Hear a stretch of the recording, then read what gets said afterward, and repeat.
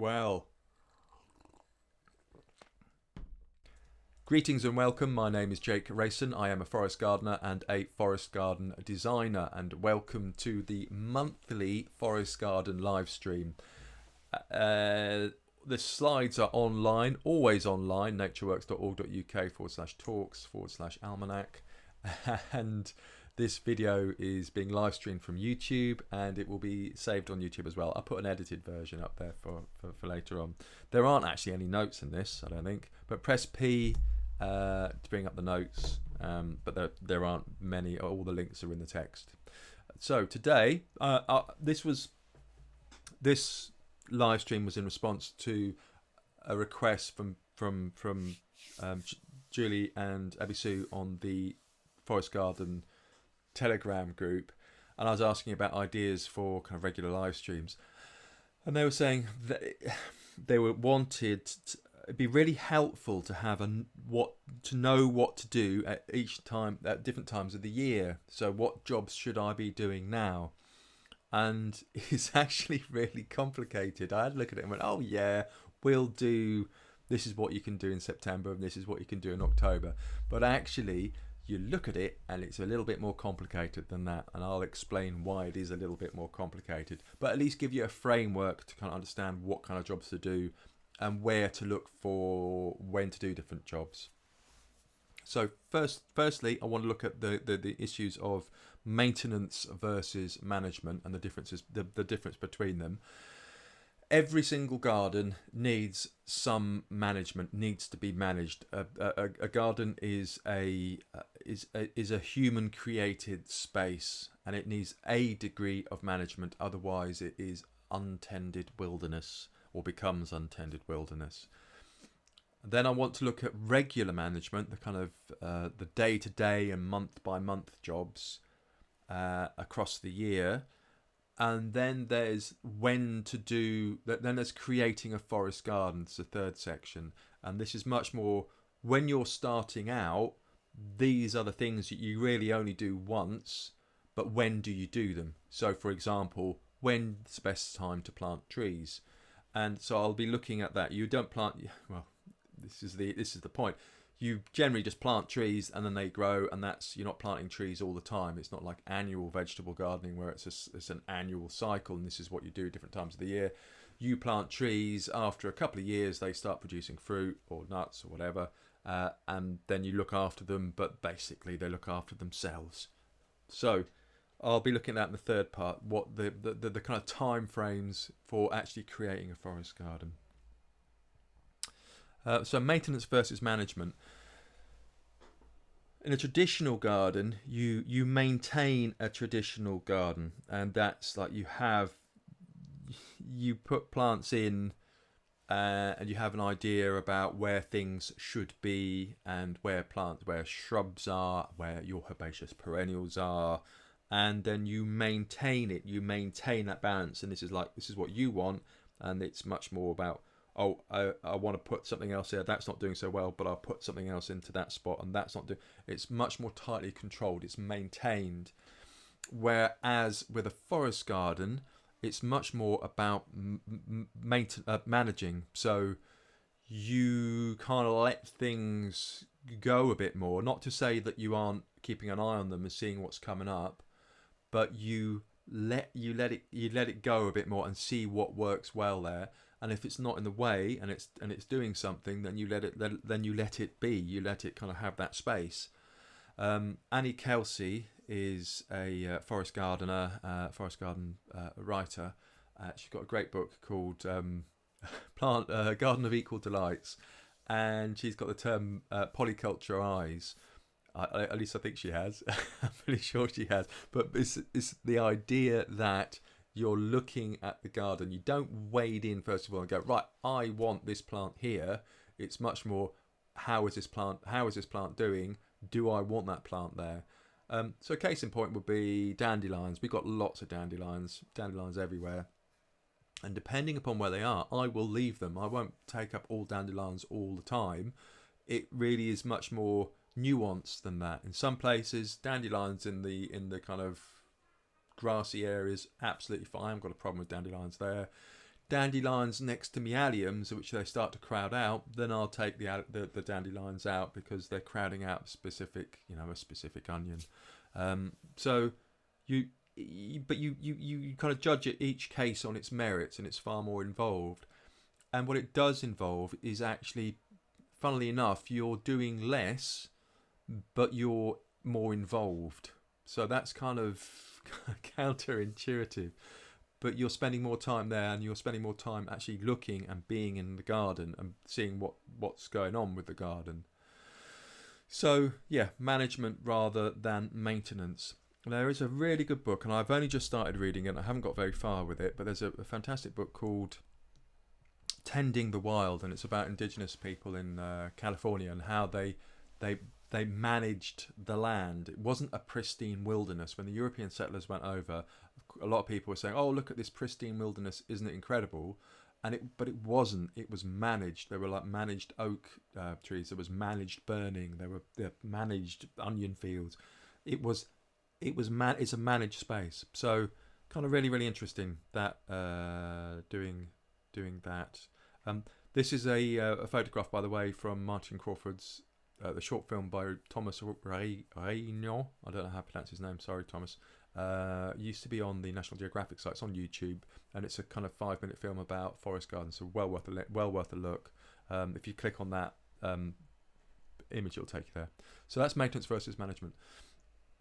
Now I want to look at regular management, and there's once a forest garden is established, there aren't actually that many jobs to do once it's established, and this is the bit I'll get onto that bit later on. But once it's established, the biggest maintenance really is mowing and cutting things back, kind of pruning and mowing, just keeping things clear, and that's the biggest amount of maintenance, and harvesting, and that's the biggest kind of amount of maintenance that you're going to be doing. So grass, I mean, this is a whole other topic about paths, and this is what I'd like to do. I'm writing an article at the moment, funnily enough. I'm updating my own articles to get a bit more depth and detail into it, about different types of path and different materials to use for different paths, and where to use them and when to use them, etc., and how to set them up. Grass is brilliant. If you've got a lot of grass, is a pain in the arse because it's hard wearing, it's tough, it's hard to get rid of, it needs regular mowing. But for all those reasons, it's actually really good. It's a really useful plant as well for if you have a large area. You can make a grass path out of a large area, depending upon footfall. But like for a private garden, it's actually a really nice material. A private large garden, grass is actually really useful, but it's mowing the grass paths that is the kind of key thing that takes an awful lot of time. So again, kind of design thing is you want to reduce the size of your grass paths and the areas of grass that you have and how you manage that grass. But mowing grass paths is from March to October, roughly here, and you're mowing every way. Well, it depends how good your lawnmower is, really. If you can manage to mow it, then that'll be. If you can manage to keep the grass, keep the grass down. I'm just going to check no one's messaged me. That's cool. If you can manage to keep the grass. Get the grass cut, then mow it as little as you can get away with. But the trouble with doing that, you've got to be careful that it doesn't get so big that then you can't mow it with a lawnmower. Yeah, so it's a bit of a balance. But every 2 weeks, 3 weeks, when it's really growing, that's how often I'll mow a path. And I make grass paths generally are 1 or 2, generally 2 mower widths wide. So you go up one way, down the other. It's mown, it's done. Ideally, I'd have the time to use a scythe and mow it with a scythe, but I don't. I have to pay the mortgage, so I have to do paid work as well. So limited amount of time. The other thing I've been getting into as well is wood chip paths. As you can see from the photograph, wood chip paths are great for high traffic areas. Now, what you've got in the picture here, they were raised beds, but they're just beds now. So they're kind of quite regular shapes. And that's where I'm putting my perennial vegetables. So I've got potato, onions, elephant garlic.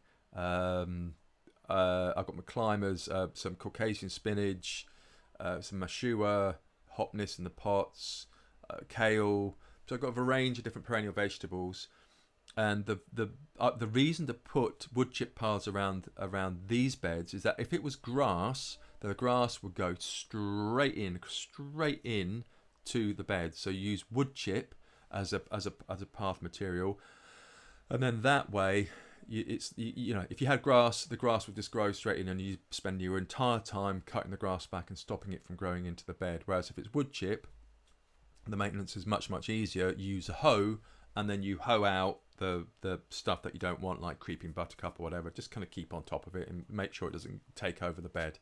So that's wood chip paths, and they need and you hoe them, and then you top them up every year or so.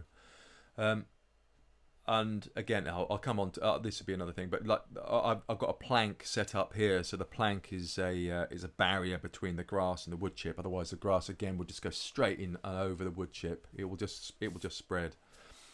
The other main thing is weeding.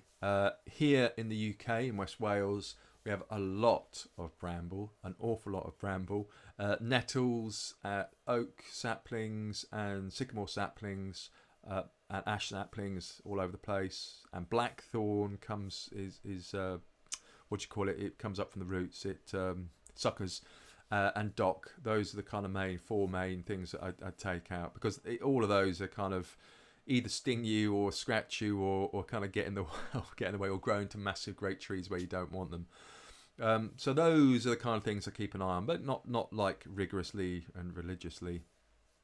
The other big thing that you need to do is to prune trees, and kind of I'll come on to the pruning.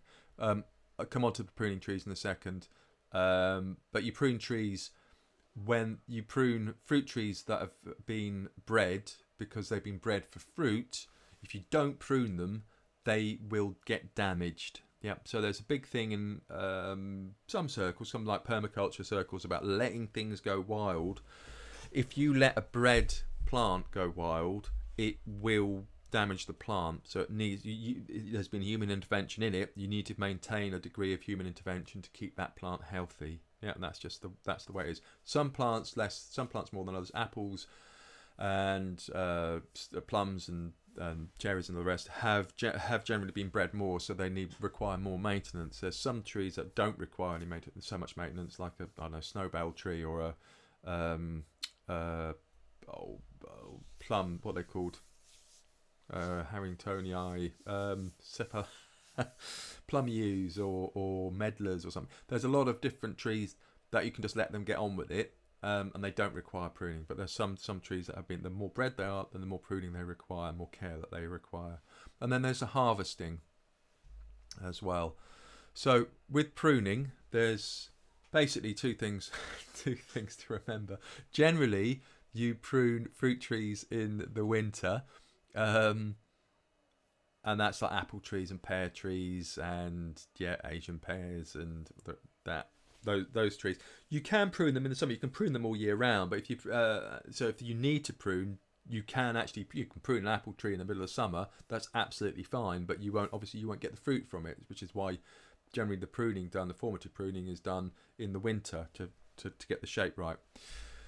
And then for stone fruit, which is cherries and plums and the peaches and the like, they are pruned in the summer because there is a disease that they get, silverleaf. I think it's silverleaf. I think is the name of the disease. But there's a disease that they get, so you've got to prune them in the summer. Otherwise, there's a high chance they'll get this disease. So stone fruit summer, fruit trees winter.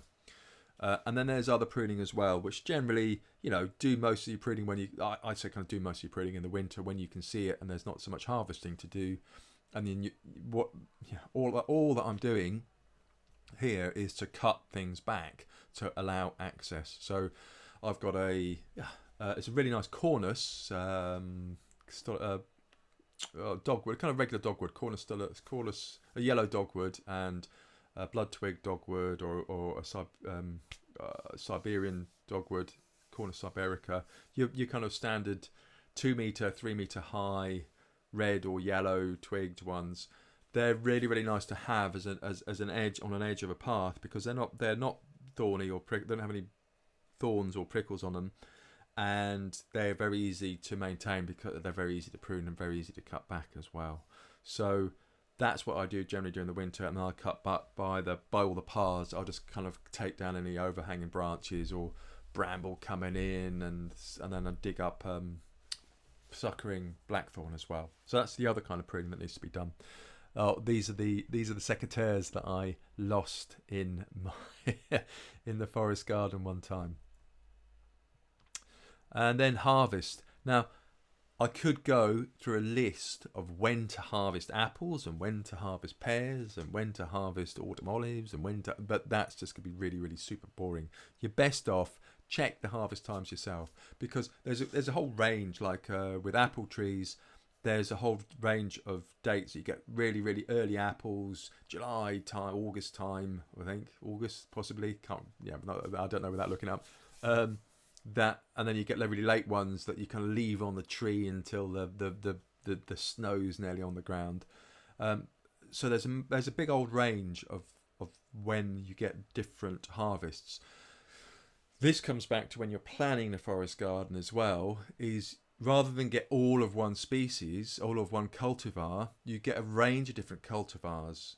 And also, a range of different species as well, a range of different plants for harvesting at different times. So you spread the harvest. So I did this job over in Boncath in Pembrokeshire, and the trees that I put in for the apple trees, I chose earlies, mids, and lates, so that there's always fruit coming at different times of the year. So it's not all one big glut. You spread it out.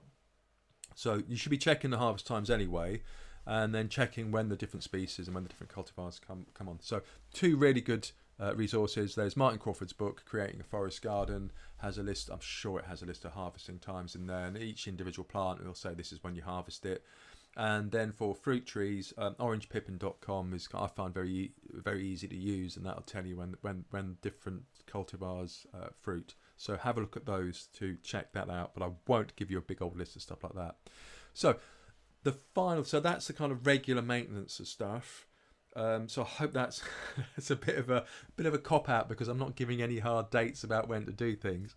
But the other thing to bear in mind as well is creating a forest garden. I think it's to think about that when you're creating a forest garden. It depends how you're doing it. Whether you're doing it in one go or whether you're doing it bit by bit by bit. So it really depends on so many factors: how much money you've got, how many resources you've got, what you actually want to do, whether you want to do it piecemeal or whether you want to do it all in one go. It really depends upon your personal setup.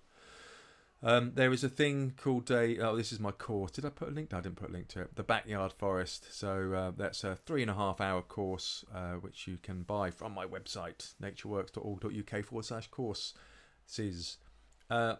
There's a thing called, I call it a creation spiral, that you no matter the stage of your garden, you're constantly you throughout the years you're getting more and more refined across time, but you're basically doing the same jobs, and then you kind of like do more and more refined jobs. I'll come on to that in a second.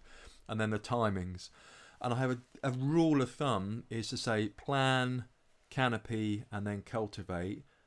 But again, this can change. This is just like generally the order of things, that you plan a forest garden first of all, have an idea where you're going to put stuff first, always have a plan, and then you put the trees in, and the windbreaks and the structures, the kind of canopy layer, and then you cultivate. You do area by area. You put in the ground cover and the shrubs and the perennial vegetables. So the creation spiral, this is from my time, this is called iterative design, and this is a process of, it doesn't matter, any design process really. You have the design stage, you build it, and then you evaluate it. It's something that a job is never really done, but you do the big stuff first of all, the kind of structural stuff, and then you put them in, and then you see what you got and how it's growing and how it's doing. And then you design the next stage, and you keep on doing it. It's not like a linear process; it's a iterative process, and you're going round and round. And from web design point of view, this is design, build, evaluate. But from a forest garden point of view, you could call this plan, plant, and ponder and then just keep on, and then you refine it, and you keep on refining, and you do an area, you develop that area, and you go, well, actually, oh, the nice little corner here, there'd be, I don't know, calendula would do really, really well here, or I could get some lungwort in here because there's a nice little bit of shade, a little bit damp. So you always kind of tweaking stuff as you go along, but it becomes more and more refined. And you can see that same spiral. You can imagine that it goes across time as well, that you go through time and you come back and it's the same seasons and you're doing the same jobs, but life has evolved. You're not necessarily doing that job anymore, you're doing a different job, but it's the same kind of jobs. So onto the timings, and this is like whether you do do you do everything all at the same time, or get everything done up front, or do you spread it out?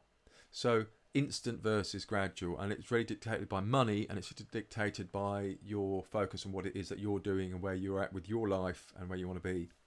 So which one you choose, instant or gradual, dictates the timings as well. Have I done that? Yeah. So I would say if you're doing it gradually, plan, canopy, and cultivate generally is the way that it works. So you do your plan, you put your windbreaks in, and your canopy layer. So this is what we've done in one forest garden, and then I'm not cultivating it. It won't be until next year at the earliest, because I'm working on the other forest garden. So I'm just keeping there's grass in the field, keeping the perimeter paths mown, and then keeping the canopy trees mulched, and then let it do its thing. And then we'll do area by area, cultivate area by area. Whereas if you're doing an instant thing, so you have I've done a little graph here of energy. Can I zoom in? Oops, no, I can't. Oh, I can. Energy, and time. You want to get it to woodland edge, but you need to get it over the bump. You need to kind of go up. You got to get some energy up into sorting out the garden, and then there's a big peak of energy that you use to get everything sorted out, and a big disruption. But then once you settle it, it will settle down at a lower energy level. Yeah, so it takes less maintenance, less management. It's a lower level of energy, but you do need that energy bump first of all. Hold on. Oh, sorry. There we go. So what am I saying with this? So if it's an instant thing, it's like what I'm doing with forest garden jobs. I will go in and I will do the whole garden, so everything gets done. So it will be the planning, the canopy layer, and the cultivating the different areas. All gets done at once. It's like everything gets a big disruption. Everything gets done. So that's a lot of energy at the beginning, and then it settles out. Some respects, if you can afford it, I kind of recommend doing it like that, because it's a lot more. It's a lot of effort. You have an awful lot of focus to kind of do it piecemeal. You've got to keep at things. Whereas if you get everything done at the same time, in some respects, it's a lot easier, because then you go, right, it's kind of looking after itself, and then it's much more kind of management stuff that you're doing, like weeding and pruning, rather than keep on working block by block. So yeah, it's your choice as to how you approach creating your forest garden. And in that situation, if you do it all at the same time, often you can do the planning and then you actually can do the cultivating. You can do the areas and the ground cover first of all, and then do the canopy layer, depending upon the time of year. And I'll come on to that and show you why.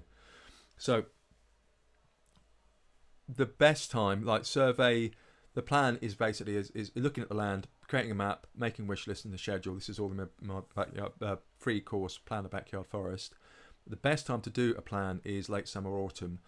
And you can do it any time of year, but then if you want to do it all at the same time, late summer, autumn gives you time to see what's already there, and then get prepared and start propagating your ground cover earlier on.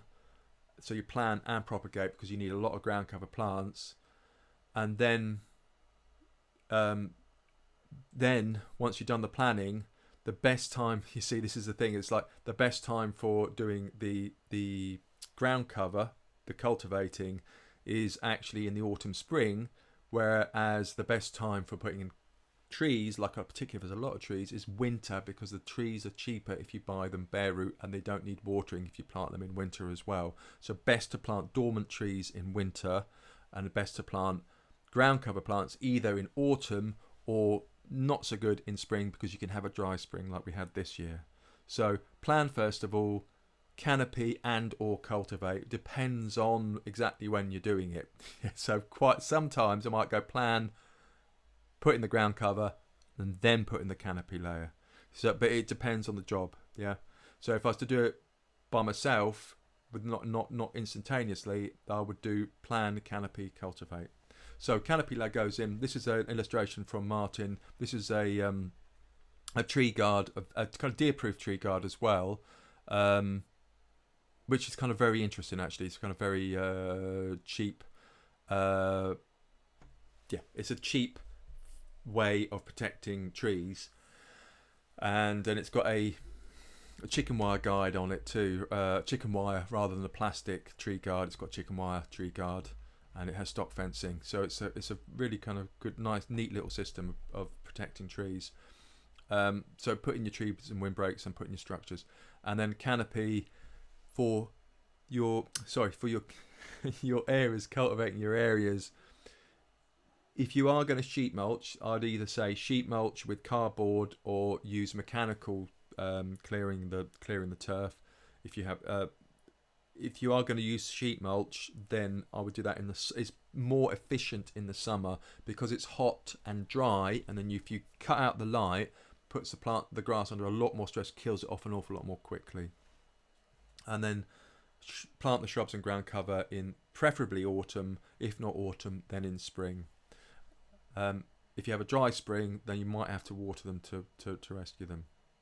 Okay, so summary: plan, canopy, cultivate is the kind of rule of thumb that I have. Sheet mulch in summer, prune stone fruit in summer, plant out your herbaceous perennials and your ground cover in autumn, because there's enough there's more moisture, but the soil is still warm. Prune your fruit trees in winter, and then propagate in the growing season, spring, summer, autumn. Okay, so hope that's useful. Who knows? And yes, I shall hop over to Zoom now. So thank you very much for watching, and I shall see you again next month, first Wednesday of the month, and I am probably going to be talking about PARs. So thank you. Bye.